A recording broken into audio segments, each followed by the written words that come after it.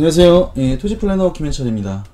제가 이제 이제까지 유튜브 방송을 하면서 여러 가지 느낀 점이 참 많은데, 많은 사람들이 실물 자산이라고 하죠. 우리가 부동산, 대표적으로 부동산이라고 하는데, 아파트나 뭐 빌라, 원룸 이것도 마찬가지로 부동산에 포함하긴 하지만 땅에 대해서 상당히 관심이 많구나. 토지라는 것에 관심이 많은데 사람들이 접근하기 어려운 것은 많이 어렵고, 또 이제 미래에 이제 불확실성이라는 게 존재를 하기 때문에, 그리고 개발이 되는 토지가 있고 안 되는 토지가 있고, 그래서 토지를 공부해서 산다는 사람들이 참 많았어요. 근데 공부하기가 참 난해한 게 그 토지라는 거. 그래서 여러분하고 제가 이제 기초적인 것부터 이제 다음 시간부터는 토지에 대해서 이제 그 여러분한테 알려드릴 건데, 그 전에 왜 실물 자산에 투자를 해야 되는지, 여러분한테 지금 여러 가지 이제 사회가 급변하고 있고 4차 산업으로 빠르게 변화를 하고 있는데, 왜 그 실물 자산에 투자를 해야 되는지 우리가 생각해 봐야 된다. 이 영상을 보시고 모르시는 분도 계셨겠고, 나이가 드신 분들은 저런 건 많이 들어봤는데 잘 모르고 있었다라는 분도 계실 거예요. 지금 앞에 영상을 보여드린 거는 이제 일론 머스크가 세운 이제 그 스페이스 X라는 우주 화성으로 간다고 그러잖아요, 일론 머스크가. 이게 이제 나사에서 정말 연구했던 거를 일반 기업한테 넘긴 건데, 대표적으로 일론 머스크가 세운 스페이스 X라는 회사가 있고 보잉사한테 넘겼는데, 보잉사에서는 지금 우주 정거장을 만들고 있고, 그리고 스페이스 X에서는 그거를 사람이나 물건들을 실어 나를 수 있는, 계속 진화를 하고 있고, 앞에 영상 보셨던 분들은 못 보신 분도 계셨을 거예요. 그래서 우리가 그 자원이라는 건 그 한정적인 거기 때문에 그 전에 이제 그 우주선을 날릴 때는 고체 연료를 사용했는데, 액체 연료를 사용하면 훨씬 그 비용이 저렴하다고 합니다. 그리고 지금 그 SF 영화나 보는 것처럼 그 보조로 이렇게 연료 탱크가 가던 것이 다시 지구로 되돌아와서 착륙하는 장면이 여러분이 보시고 나서 이게 SF 영화가 아닌가 하는 생각이 드실 텐데, 스페이스 X에서 계속 실험을 하다가 성공을 한 겁니다. 그래서 실제로 저거를 재활용할 수 있기 때문에 앞으로 우주 산업도 이제 크게 발달될 거라고 믿어요.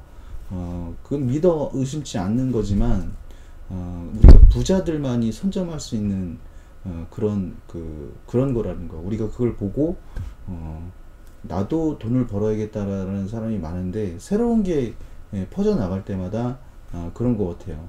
그게 이제 가능하게 했던 것이, 지금 여기 보시면 이 사진을 제가 띄워놨는데, 우리가 메타버스라고 알고 계신 것들 개념에 대해서, 메타버스라는 것은 일종의 가상현실인데, 그 사람이 살고 있는 현실을 그 다른 인터넷상 어떤 공간이 필요하겠죠. 그 공간에서 서로 이제 그 화폐로 주고받고 거래도 할 수 있고, 그리고 이제 거기에서 생활을 할 수 있고, 그러니까 온라인상에서 경제활동을 하는 나, 그 오프라인상에서 경제활동을 하는 나, 두 가지가 존재를 한다고 얘기를 하는데, 이거를 가능하게 하는 기술이 여러분들이 AR, VR이라고 해서 가상증강, 이런 가상세계에 관련된 거, 그리고 이제 인공지능, 그리고 사물 인터넷, 그리고 이제 클라우드라는 개념이 있는데, 이제 구름이라는 뜻인데, 어떤 그 저장하는 공간이 우리가 하드웨어에 저장되는 게 아니고 가상의 공간에 저장되는 걸 얘기를 하는 건데요. 거기에 이제 로봇 기술하고 빅데이터 기술, 이 7테크가 다 구현이 돼야지 블록체인 기술도 이제 들어가는데, 7테크라는 것이 이제 서로 발전을 하면 메타버스라는 것을 만들 수 있다라는 겁니다. 그래서 블록체인 기술, 여러분 블록체인이라는 거 많이 들어보셨겠죠? 블록체인은 그냥 쉽게 얘기해서 암호화 기술이에요. 암호화로 뭐 깰 수 없는, 그러니까 암호화, 블록체인으로 기반으로 한 그 암호화폐, 블록체인으로 그 블록체인을 기반으로 한 이런 얘기들을 많이 들어보셨을 거예요. 그러니까 모두 다 블록체인으로 기반으로 한다고 하지만 실제적으로 그렇지 않고 사기가 치는 기업들이 많이 생겨나면서 여기도 이제 안전하지 않은 시장이다. 그리고 그 7테크를 바탕으로 해서 생겨난 것이 NFT라는 개념.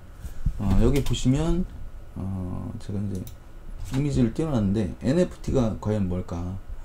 논 펀저블 그 토큰이라고 해서 대체 불가능 토큰이라고 얘기를 합니다. 그냥 생소하신 분들은 이런 게 있다는 것만 알고 계시면 될 것 같아요. 그러니까 이제 그 대체 불가능하기 때문에 제일 먼저 관심을 가진 게 예술, 스포츠, 연애 뭐 이런 부분들에서 이제 관심을 가지고 이제 토큰화를 시키는 건데 이것도 이제 암호화 기술입니다. 그래서 우리가 얘기하는 그 지적재산권이라든지 이런 것들을 보호해 줄 수 있다는 개념으로 이제 출발한 건데 그래서 여러분이 이 사진을 많이 보셨을 거예요. 이게 메타콩이라고 해가지고 실제로 발행을 합니다. 이게 이제 코인으로 사는 거예요. 이걸 민팅이라고 하는데 이렇게 이제 NFT화해서 이 고릴라를 만들었는데 콩이란 메타콩이라는 이걸 만들었는데 이거 때문에 이걸 몇 천만 원 주고 산다라는 거죠. 이 몇 천만 원 중에서도 희귀한 그 메타콩, 우리가 희소성이라고 얘기하는 것들은 엄청나게 어마어마하게 가치가 크다고 합니다. 그래서 많은 사람들이 젊은 사람들이 NFT를 보고 학교를 다니다가 그만두고 컬렉터라고 얘기를 하는데 NFT를 하는 사람들이 많아졌어요. 그래서 실제로 돈을 번 사람도 있고 땅을 조각내서 NFT화하기도 하고, 그런데 여기에도 이제 사기가 존재한다라는 거. 실제로 우리나라에서 고양이를 그 한 10,000개 정도 발행을 해서 실제로 그걸 샀는데 실제로 그 NFT라는 개념이 아닌 그래서 이제 잠적을 해버린. 그래서 우리나라에서 처음으로 그 사이버 범죄 수사대에서 NFT로 사기를 치는 것을 처음 이게 발견한 것이라고 생각하시면 될 것 같고요. 그런데 그 NFT 때문에 여러 가지 혼란스러운 일도 많아지고 있다. 우리가 피카소의 작품하고 여러분이 많이 아시고 있는 그 앤디 워홀 작품이 있는데 이걸 한국에 있는 의료기 업체가 NFT화 하겠다고 해서 투자자를 많이 모았는데 우리가 피카소 재단이 있고 앤디 워홀 재단이 있는데 거기서는 그림을 판매했을 뿐이지 이것을 그 NFT화해서 그 실제로 이제 그 NFT라는 게 원본이라는 거거든요. 그 원본임을 증명할 수 있는 게 NFT인데 거기에선 그런 계약까지 한 적이 없다라고 얘기를 해서 그 많은 그 피해를 입혔고, 암호화폐도 지금 그 루나 테라 사태를 겪으면서 서민들이 조금만한 돈을 가지고 투자를 해서 돈을 벌려다가 결국에는 그 NFT가 깨지면서 그 폭락을 하는 사태가 벌어지면서 많은 피해자들을 양산을 하고 있는데요. 이게 이제 그동안 우리가 얘기하는 실물 자산하고 금융 자산이 있는데 이것 또한 뭐 금융 자산도 아니고 실물로 존재하지 않는 거기 때문에 그래서 비트코인을 옛날에 많이 갖고 있던 사람들은 부자가 된 사람도 많이가 있는데 그렇지 않은 사람이 있다라는 거. 그 IT 기업도 마찬가지로 주식이 엄청나게 폭등했던 시기가 있었는데 지금은 그런 시기가 아니라는 거. 그거는 운이 좋은 사람들이 부자가 된 케이스를 가지고 일반 서민들도 그렇게 될 수 있다라고 이제 얘기를 하기 때문에 내가 뒤처지는 건 아닌가 이렇게 생각을 하는 거예요. 기사에 나온 거를 보면 성공 사례만 나와 있지 실패한 사례들은 안 나와 있다라는 거거든요. 지금 이런 사태 속에서 우리가 투자를 할 때 이제 어느 쪽으로 투자를 해야 될 것인지, 그래서 제가 이제 준비를 해봤는데 실물 자산이라는 게 있고 금융 자산이라는 게 있습니다.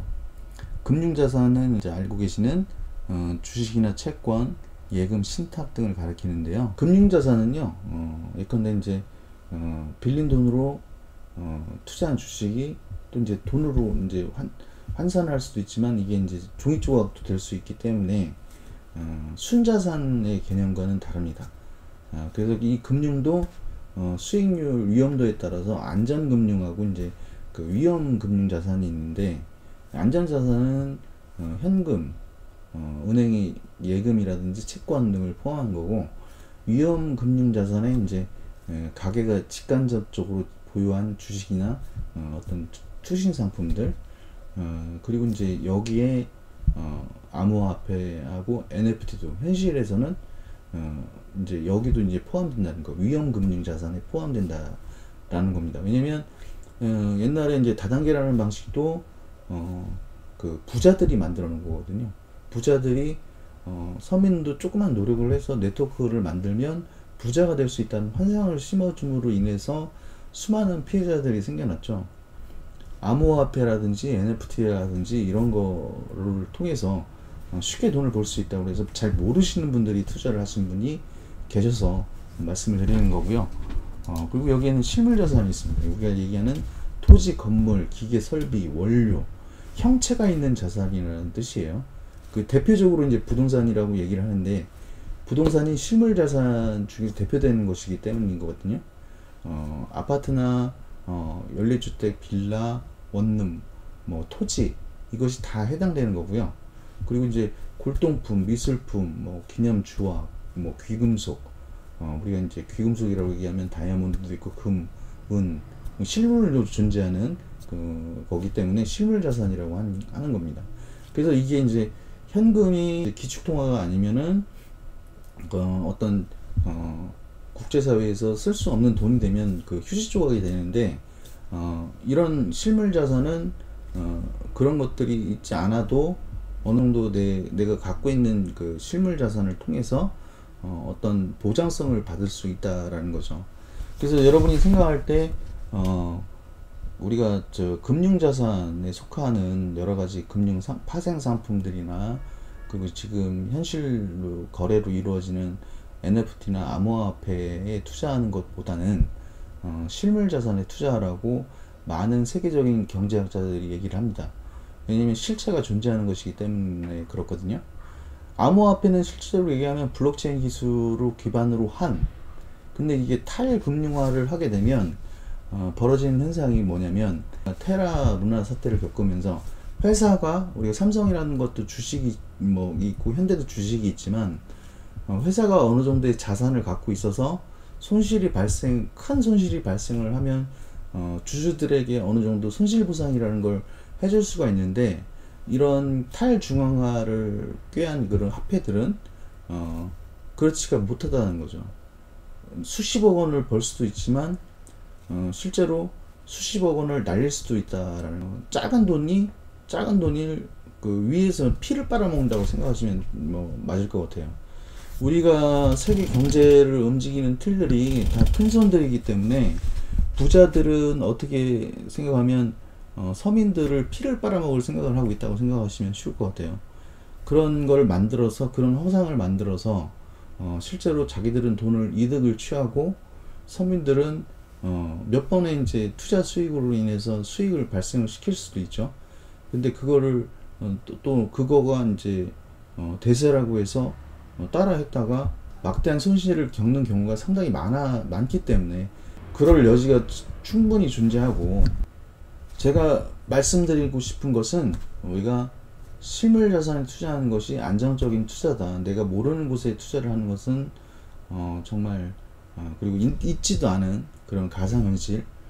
저도 이제 컴퓨터를 오래 해와서 그런 개념들을 알고 있지만, 아직까지 그게 정착이 되기에는 시간이 좀 꽤 멀어 보이고, 실질적으로 NFT는 창작 활동을 하는 사람들이 디지털 아트 세계에서 그걸 위한 것이지, 어떤 연예계에서 그 되게 유명한 사람을 NFT화해서 판다든가, 그 실질적으로 거래가 일어나고 있지만 그 컬렉터들이 있어야 된다라는 거죠.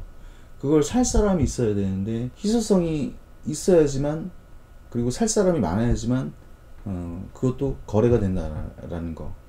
그래서 여러분들이 그런 허상에 속지 마시고 실물 자산에 투자하기를 저는 바라고요. 그래서 앞으로는 실물 자산에 투자하는데, 그것도 토지라는 개념. 왜냐면 여러분이 실물 자산 하면 아파트나 부동산 중에서도 아파트나 원룸, 뭐 오피스텔, 지식산업센터 뭐 이런 걸 생각하는데, 토지는 원형지이기 때문에 토지가 있어야지 건물을 질 수가 있고, 삼성도 이제 반도체로 막대한 투자를 하겠다고 하지만 국내 투자도 늘리겠다고 했고, 그리고 이제 SK니 그 현대 자동차도 마찬가지로 우리나라에 이제 그 투자하는 금액이 상당히 많습니다. 뭐 이제 여러분도 잘 아시겠지만 친환경 에너지, 그 자동차 배터리 이런 연구 시설들은 여기에 두는 게 저도 맞다고 보는데, 미국에 이제 투자한다고 발표를 했지만 국내 투자하는 규모가 상당히 더 큽니다. 그런데 이 설비라는 거를 직접 평택의 이제 고덕산단처럼 만들 때는 실질적으로 어떤 장소가 있어야 된다라는 거죠. 그리고 부동산 같은 경우는 가격이 내려가지가 않고 휴지조각 될 일이 없기 때문에 저는 안전자산이라고 생각을 하고요. 여러분도 이 영상을 보시고 모르는 용어는 그냥 이런 세상이 있다라고만 생각해 주시면 될 것 같아요. 그렇기 때문에 여러분들도 안전한 실물자산에 투자를 잘 할 수 있도록 제가 좀 안내를 하는 길잡이가 되도록 노력하겠습니다. 여기까지 토지프로이더 김현철이었고요. 다음 시간에는 이 실물자산 중에 토지 투자에 대해서 가장 기본적인 것부터 출발을 해보도록 하겠습니다. 여기까지 들어줘서 감사드리고요. 다음 시간부터는 실물자산에 대해서 좀 구체적으로 좀 들어가 보겠습니다. 감사합니다.